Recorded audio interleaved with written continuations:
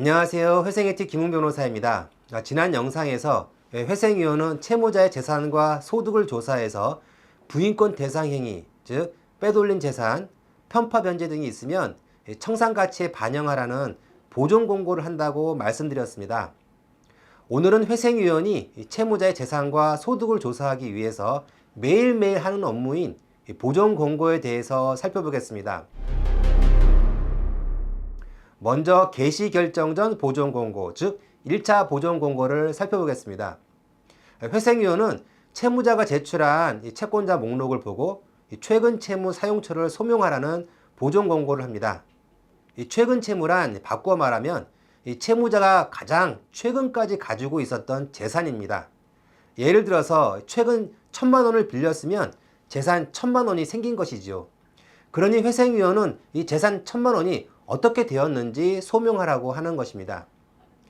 최근 채무 소명 관련해서 과거 몇 년까지 소명해야 하느냐는 질문을 많이들 하시는데 보통은 1년이지만 금액이 큰 경우에는 5년 내 채무의 사용처도 소명을 요구합니다.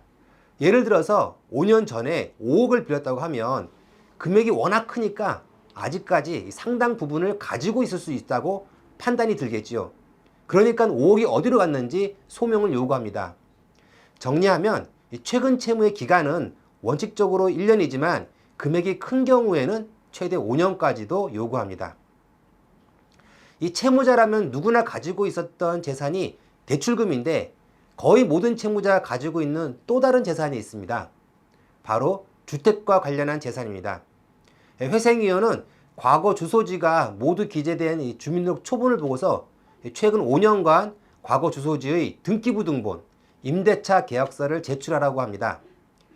과거 주소지 부동산이 혹시 채무자나 그 가족의 소유였는지 또는 임대차였던 경우에는 임대보증금이 얼마 있는지 확인하려고 하는 것입니다.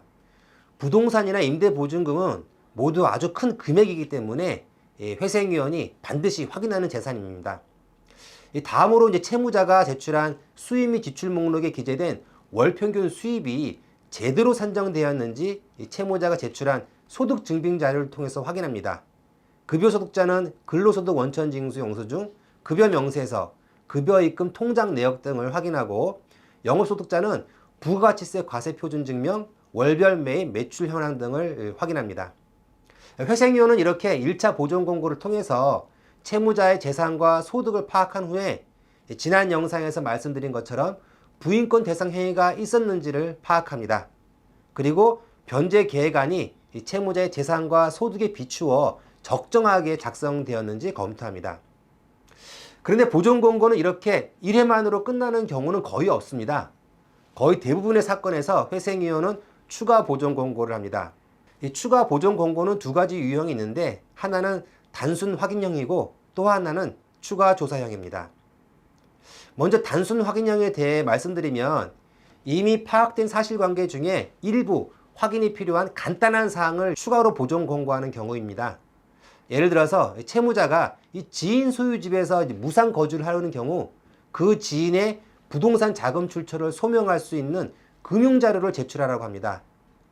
이런 보존 공고는 채무자가 타인명의 임대차 계약을 체결하거나 부동산을 매입했다고 의심해서가 아니라 그냥 의례적으로 요구하는 것입니다.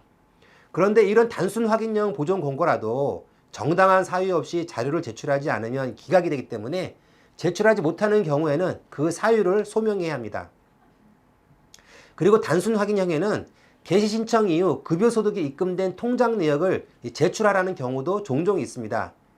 이것도 채무자가 소득을 숨기고 있다고 의심해서 통장 내역을 제출하라는 것이 아니고 그냥 단순히 의례적으로 하는 것입니다. 그러니 채무자분들은 개시 결정이 나기 전까지는 급여 입금 내역을 계속 제출해야 한다고 생각하시는 것이 좋습니다.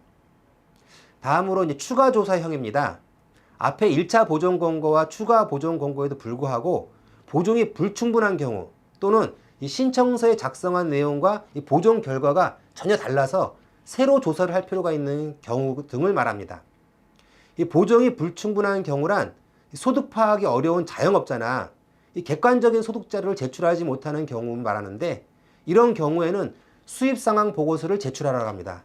이 수입 상황 보고서는 일종의 각서인데 월 평균 수입액을 채무자가 스스로 기재하게 되어 있고 이 월평균 수입이 허위인 경우에는 형사처벌을 받게 되더라도 이의가 없다는 문구가 포함되어 있습니다.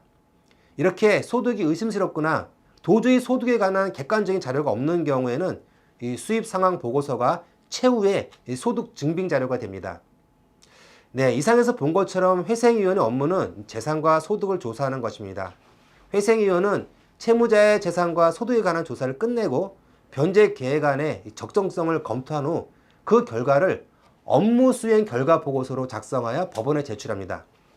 이 업무 수행 결과 보고서가 제출되면 마지막으로 이 담당 판사의 검토를 거쳐서 개시 결정이 나오거나 기각 결정이 나옵니다. 이 개시 결정 이후에도 이 채무자가 면책될 때까지 회생인의 업무는 계속됩니다.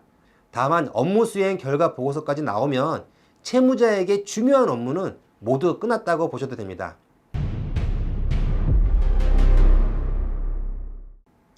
오늘은 회생위원회 업무를 통해서 개인회생 심사가 어떻게 이루어지는지 살펴보았는데 도움이 되셨기를 바랍니다. 네, 감사합니다. 지금까지 회생의 티 김웅 변호사입니다.